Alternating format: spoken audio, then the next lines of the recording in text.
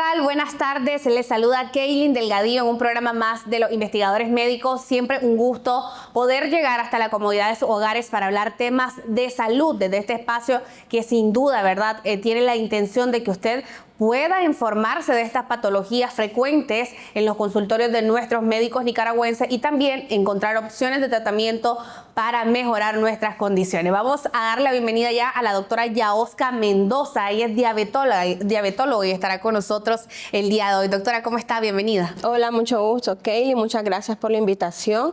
Es un placer estar acá, ¿verdad?, para abordar una patología muy importante y bastante común. Prácticamente es una pandemia, ¿verdad?, que nos afecta a todos. Exactamente, doctora, una pandemia y que podríamos, una simple prueba, ¿verdad?, preguntarle a los que están ahí en casita, ¿vos conocés a un diabético? ¿Vos tenés diagnóstico de diabetes? ¿Alguien en tu casa tiene diabetes? Nos damos cuenta la recurrencia que existe de esta patología en nuestro país, doctora, pero para todos los que nos están viendo y que puedan, ¿verdad?, familiarizarse con estos términos médicos, cuéntenos un poco qué es la diabetes. Ok, la diabetes es un sinnúmero de trastornos metabólicos que se caracterizan principalmente por la elevación de los niveles de glucosa en sangre. Los niveles de glucosa comúnmente conocidos como el azúcar en la sangre, ¿verdad? Generalmente los síntomas son muy variables, muy diversos. Simplemente los podemos detectar con un nivel de glucosa en ayunas mayor de 126 miligramos sobre decilitro. El paciente puede tener múltiples síntomas. Lo más comunes es algo que nosotros conocemos como las 4P, que es polidipsia, que es el aumento excesivo de la sed, una sed excesiva, la polifagia, ¿verdad?, que es el deseo exagerado por comer. También tenemos la poliuria, que es la orinadera excesiva, la micción muy frecuente, y también tenemos la pérdida de peso. Sin embargo, hay algunos pacientes que pueden no tener esos síntomas y es por eso que pasa desapercibido. El paciente no pierde peso y él dice, doctora, pero ¿cómo voy a tener diabetes si no pierdo peso? Pero ya la pérdida de peso es un síntoma de una hiperglicemia muy avanzada, ¿verdad? Cuando ya nuestro cuerpo, como mecanismo de defensa, comienza a utilizar energía a través de otros sustratos y es cuando empieza la pérdida de la masa muscular y es cuando el paciente pierde peso. Pero también hay otros síntomas que muchas veces pasan por inadvertidos y los podemos confundir con otro tipo de patología, como por ejemplo puede tener visión borrosa, el paciente se siente decaído, sin energías, muy fatigado, hay un sueño no reparador, es decir, duerme y no descansa, siente que no durmió nada. En otros casos hay problemas de insomnio. También puede tener el paciente problemas a nivel de los miembros inferiores, por ejemplo, hormigueo, entumecimiento, ardor en la planta de los pies. También hay muchos casos, por ejemplo, en el caso de las mujeres, pueden tener un antecedente de un síndrome de ovarios poliquísticos, infertilidad, etcétera, ¿verdad? Es importante acudir al médico ante cualquiera de estos síntomas. Me encanta la descripción, doctora, justamente que hace doctora Mendoza acerca de estos síntomas de alarma, ¿verdad?, que pueden estar despertando nuestro cuerpo para indicarnos que estamos padeciendo de diabetes, y justamente por eso es la importancia de visitar a los especialistas, tener un diagnóstico temprano de esta patología, dar un seguimiento y un tratamiento específico a esta enfermedad. Doctora, ¿cuál es el diagnóstico? ¿Cómo es la forma de diagnosticar un tipo de diabetes? Ok, bueno, es importante identificar los tipos de diabetes, como usted mencionaba. Tenemos el diabetes tipo 1, que es la diabetes infantil, ¿verdad? En este caso, el paciente no tiene su páncreas, no produce insulina y por lo tanto pues, es algo autoinmune, ¿verdad? No lo podemos evitar. En el caso de la diabetes tipo 2, que es la más frecuente, es multifactorial y generalmente se ve asociada por el estilo de vida que puede llevar el paciente, precedido por problemas de obesidad, que es un un problema que te va a generar resistencia insulínica, el sedentarismo como tal, hay otros factores de riesgo en la diabetes tipo 2, que es la diabetes del adulto, los factores hereditarios, genéticos, si tu mamá tuvo diabetes en el embarazo, o si tu mamá tiene diabetes, si tu abuelita tiene diabetes, algún antecedente familiar de diabetes, principalmente de primer grado de consanguinidad, es un factor de riesgo que lo predispone, ¿verdad? Otra cosa también que lo puede predisponer y que muchas veces lo pasamos desapercibido es aquella mamá que tuvo diabetes durante el embarazo, tuvo a su bebé, no se da seguimiento, hay estudios que ya nos demuestran que de 2 a 5 años posteriores puede desarrollar diabetes, el riesgo está allí, ¿verdad? Entonces esa mamá que tuvo diabetes en el embarazo es importante que acuda a un chequeo de rutina, ya sea anual, para prevención de la enfermedad. ¿Cómo lo diagnosticamos? Ok. Ante la presencia de síntomas o signos que pueda estar presentando el paciente, nosotros mandamos un examen de rutina, mandamos un examen de glucosa, medimos los niveles de azúcar en sangre. Hay ciertos parámetros específicos que nos diagnostican prediabetes, por ejemplo, y diabetes. La prediabetes es una entidad patológica que se caracteriza por tener elevación de los niveles de glucosa, pero que todavía no me cumplen el criterio para ser diabético. Es decir, mi glucosa está alterada, pero todavía no está tan elevada como para hacer un diagnóstico de diabetes. Y estos valores van a ser una glucosa en ayunas, una glucosa venosa, llega el paciente en ayuno, hay que mencionar que el ayuno no debe pasar las 12 horas, ¿verdad? Entonces llega el paciente en ayuno, se toma su glucosa venosa y si sus valores, por ejemplo, están entre 100 y 125 miligramos sobre decilitro, ese diagnóstico es de prediabetes. Si los niveles están mayor o igual a 126 miligramos sobre decilitro, es un diagnóstico de diabetes. También, si el paciente tiene duda y dice, pero es que doctora, ayer me comí una tortita de chocolate, porque ya me ha pasado, ¿verdad? O que bebí mucho fresco, podemos repetir la prueba. También tenemos otras pruebas, como por ejemplo la glicohemoglobina, que es el estándar para el diagnóstico. Cuando los niveles exceden el 6.4%, hacemos diagnóstico de diabetes también. Hay otra prueba que nos dice la capacidad que tiene nuestro cuerpo para procesar o tolerar los carbohidratos, que se llama prueba de tolerancia oral a la glucosa. Este paciente llega en ayuna, se le toma una muestra de glucosa en sangre, posteriormente se le da a tomar un jugo que tiene 75 gramos de glucosa, eso se llama carga oral a la glucosa, y se toman muestras a la hora y a las 2 horas de haber sido ingerido ese juguito, y hay valores también, generalmente tiene que ser menor de 140, si excede, ¿verdad? Pero no es mayor de 200, estamos hablando de intolerancia oral a la glucosa, que es un precursor para prediabetes. Pero si esos valores exceden los 200 miligramos a las 2 horas posteriores de esa carga, entonces tenemos un diagnóstico de diabetes. Ahí tenemos el tipo de forma, ¿verdad?, que tienen los médicos, esas herramientas que tienen nuestros médicos para realizar el tipo de diagnóstico de diabetes, diabetes tipo 1, prediabetes, diabetes tipo 2. Si usted en algún momento fue diagnosticado con esta patología, quiere conocer nuevas opciones de tratamiento, no le cambie, porque al regresar estaremos hablando de casos específicos que ya tiene resultados positivos la doctora y sus pacientes. Ya volvemos.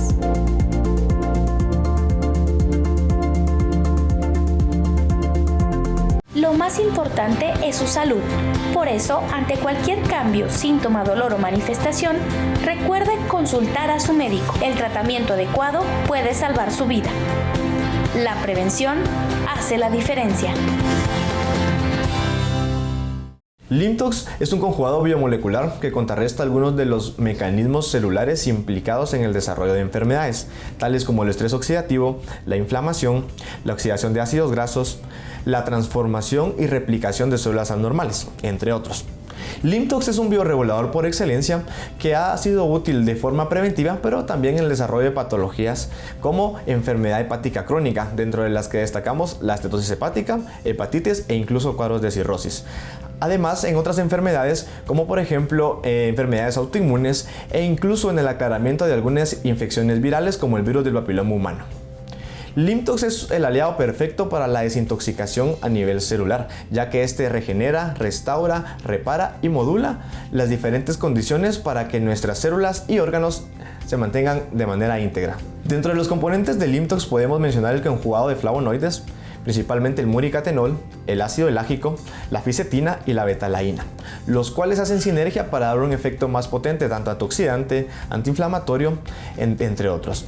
Además contiene glicoproteínas y proteoglucanos que nos ayudan justamente a mantener la membrana celular, lo cual permite una mayor permeabilidad y un mejor funcionamiento. Por lo tanto, Limtox es un excelente aliado para la desintoxicación de la célula.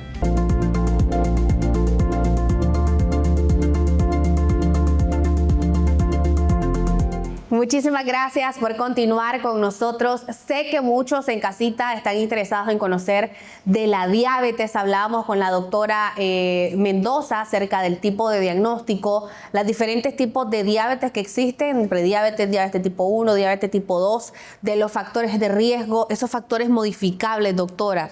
¿Qué factores tenemos, esas herramientas que desde casa podemos hacer para evitar este diagnóstico o también para disminuir los problemas de diabetes? Así es, al ser una patología multifactorial, los factores de riesgo pueden ser modificables, como usted mencionaba, y los no modificables. Aquellos factores de riesgo no modificables son, por ejemplo, la genética. Yo no puedo hacer nada porque mi mamá tenía diabetes, entonces tengo esa predisposición genética, ¿verdad?, por la línea materna, pero sí podemos incidir directamente sobre los factores de riesgo modificables, y es aquí donde hay que hacer énfasis desde la atención primaria, desde nuestros hogares, ¿verdad?, como madres o padres de familia, con nuestros hijos. Al ser, por ejemplo, el sedentarismo un factor de riesgo, ¿por qué? Porque me predispone a obesidad y esta, por consecuente, aumento de la resistencia a la insulina y posteriormente diabetes. Entonces tenemos que trabajar desde nuestros hogares.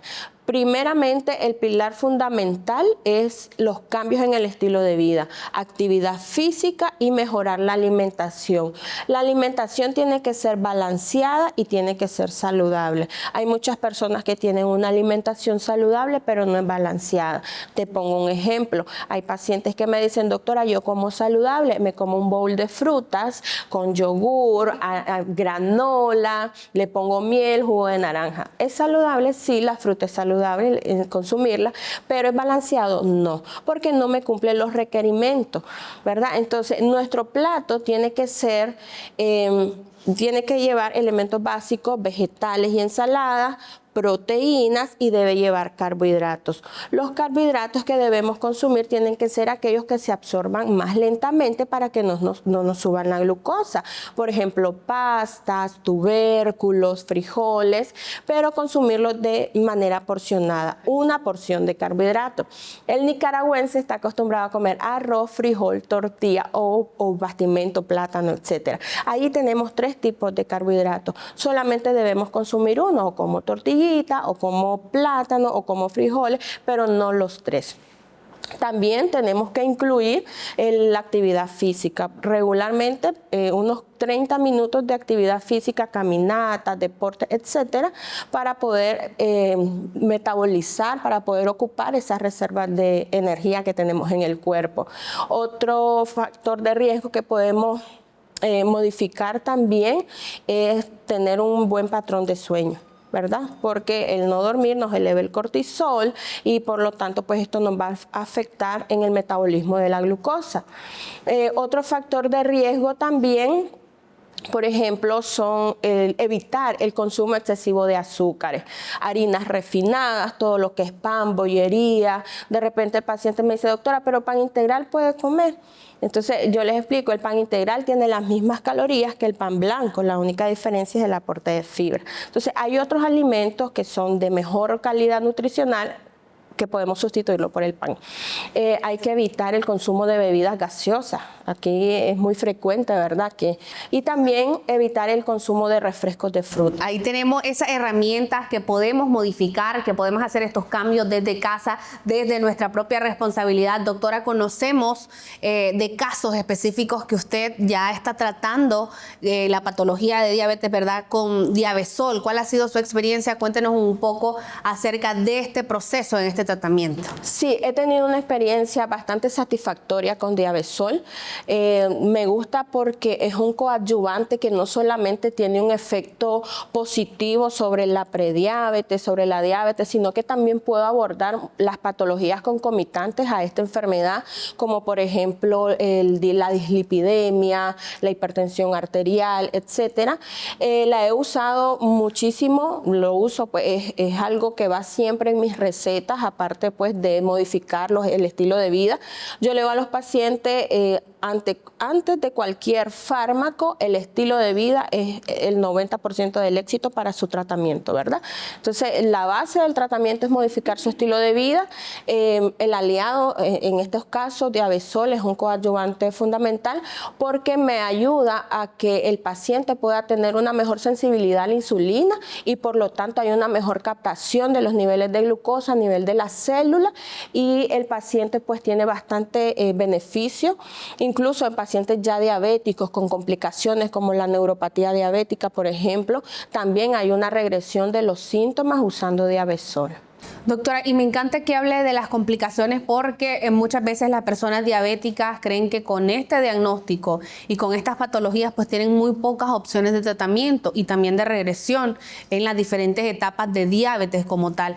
¿Cuál ha sido la experiencia? ¿Qué tal lo perciben sus pacientes en el hecho de que muchas veces estos pacientes diabéticos están polimedicados, tienen tantos medicamentos, tienen muchas contraindicaciones que se aíslan del tratamiento o se alejan del tratamiento justamente por estas razones? Sí, por ejemplo, en el caso de Diabesol, y es algo que me gusta, como usted mencionaba, son pacientes polimedicados, me gusta que no tiene efectos adversos, ¿verdad? Entonces, eso me va a garantizar que el paciente no abandone el tratamiento. Algo que me gusta en este caso es, por ejemplo, que tiene uno de sus componentes es el ácido alfa-lipoico. Uno de los beneficios que me encanta de este es que es un antioxidante, ¿verdad? Y que me gusta porque también puede ser aprovechado tanto por las células solubles en grasa y también en agua. Por lo tanto, hay un mayor uso en este caso y es muy beneficioso con el estrés oxidativo que experimentan estos pacientes. Yo creo que sin duda, doctora, para ustedes como médicos, encontrar estas nuevas oportunidades de tratamiento en personas diabéticas es muy reconfortable y además para los pacientes que nos están viendo, cuéntenos un poco de estas complicaciones que puede tener una persona diabética al no ser tratada, al no dar este seguimiento y también por abandonar los consultorios. Yo conozco muchas personas que fueron diagnosticadas con diabetes, dan el seguimiento 3-6 meses en el momento que tienen el nervio del recién diagnóstico, pero luego o siguen con el mismo tratamiento o simplemente dejan de seguir con el tratamiento. Así es, la mayoría de las complicaciones de la diabetes principalmente es daño a la retina, ¿verdad? Que es lo que comúnmente llamamos como retinopatía diabética. También tenemos un daño crónico a nivel renal, la nefropatía diabética, ¿verdad? La función renal se ve disminuida. Tenemos una de las mayores complicaciones que es la neuropatía diabética. Inclusive pacientes en prediabetes ya pueden desarrollar neuropatía diabética. También tenemos problemas cardiovasculares, ¿verdad? Como por ejemplo un problema secundario, una cardiopatía secundaria. También los eventos cerebrovasculares. La mayoría de los eventos cardiovasculares y cerebrovasculares ocurren en mujeres diabéticas. Entonces es importante apegarse al tratamiento, seguir las recomendaciones que como médico brindamos y cumplir, ¿verdad? Cumplir con todo lo que nosotros le decimos. Exacto, doctora, tener ese compromiso también como paciente, ¿verdad? De que podemos tener estas opciones de tratamiento. Doctora, ¿ha utilizado usted Diabesol para personas con prediabetes o en diferentes etapas o estadías de la diabetes? Sí, con Diabesol lo he usado muchísimo en pacientes con prediabetes, inclusive en conjunto con ginecología. Recuerdo, este es un caso muy específico que me impactó mucho. Es una paciente de 35 años con síndrome de ovarios poliquísticos, resistencia a la insulina. Ya llevaba muchos años de querer quedar embarazada, no pudo. La ginecóloga me la remitió para que valoráramos la parte metabólica, porque también era una paciente con obesidad, estaban con la resistencia insulínica. Esta paciente se le envió un plan nutricional en conjunto también con Diabesol en dosis de 2 cápsulas cada 12 horas durante 3 meses y posteriormente de mantenimiento, y en conjunto con la terapia que la ginecóloga llevó, esa paciente en un periodo de 8 meses pudo quedar embarazada después de muchísimos años de no haberlo logrado. Ay, doctora, sin duda esa señal de esperanza para personas que tienen estas patologías y también otras que están relacionadas también con este problema de insulina. Vamos a hacer una pequeña pausa. Al regresar vamos a tener la explicación de la doctora Gabriela Miranda de cómo es que actúa Diabesol y cuál es su composición. Ya volvemos.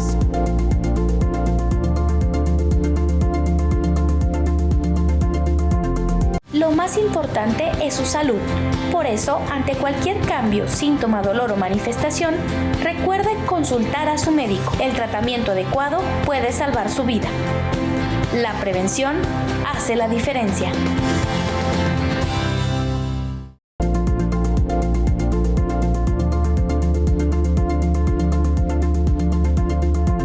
Gracias por seguir con nosotros en este programa definitivamente de mucho interés. Estamos haciendo eco en esa conciencia de nuestros amigos televidentes para tomar con seriedad los diagnósticos como diabetes y además la responsabilidad que recae en nosotros mismos de ser buenos pacientes y de tener buenas conductas. Vamos a darle la bienvenida a la doctora Gabriela Miranda, y va a estar abonando a esta entrevista y desde luego nos va a ayudar a conocer un poco de estas nuevas opciones de tratamiento. Doctora, bienvenida, gracias por estar con nosotros. Muchas gracias, Kaylin. Muy contenta de estar compartiendo con todos ustedes estos temas de salud tan interesantes. Así es, hablar de diabetes, doctora, sin duda alguna, ¿verdad? Es sinónimo de preocupación en muchas familias de nuestro país y además de Guatemala, donde usted viene, ¿verdad?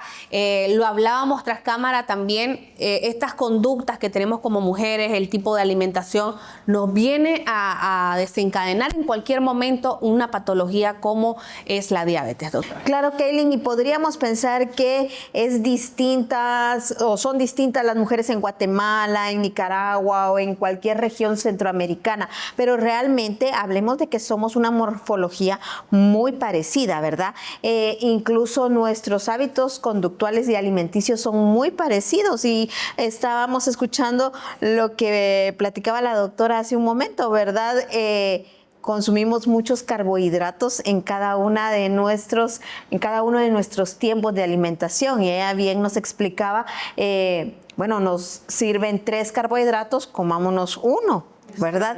Entonces, creo que tenemos que empezar a cambiar incluso nuestro estilo de vida a un estilo de vida más saludable. Doctora, nos hablaba, ¿verdad, doctora Mendoza, acerca de los beneficios que usted viene observando en el tratamiento de pacientes diabéticos, prediabéticos, diabetes tipo 1, diabetes tipo 2, con el Diabesol? Así es, los resultados han sido muy satisfactorios, tanto para mí como médico, ¿verdad? Porque realmente cuando nosotros prescribimos y tal vez no vemos respuesta, es frustrante como médico, ¿verdad?